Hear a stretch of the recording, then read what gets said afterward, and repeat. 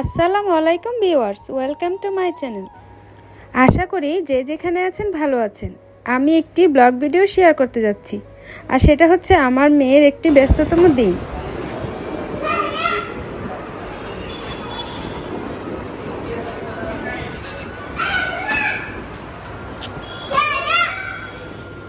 এই তো দেখতে পাচ্ছেন কয়েকজন স্টুডেন্টরা কিন্তু কাতা করছে, আর ওই যে লাল বেল্ট সেটা আমার মেয়ে।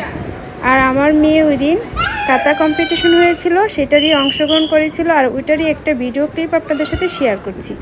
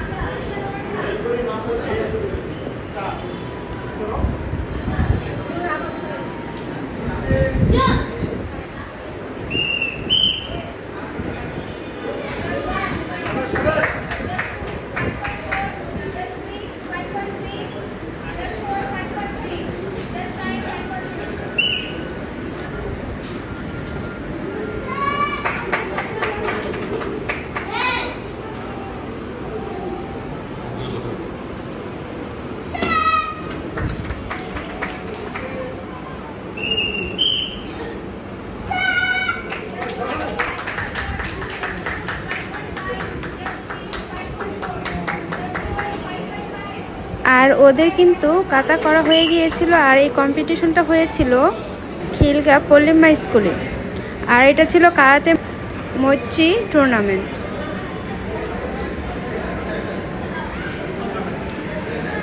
আর জাজেসটা কিন্তু ওদেরকে নাম্বার দিয়ে ফেলেছে, আর তখনও কিন্তু আমি জানি না আমার মেয়ে কোন পজিশন হয়েছে।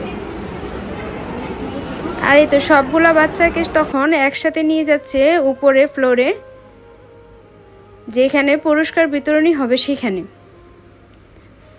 আর যারা নিয়ে যাচ্ছে তারা তো অবশ্যই জানে যে আমার মেয়ের পজিশনটা কি, তাই ওকেও অন্যদের সাথে নিয়ে গিয়েছিল।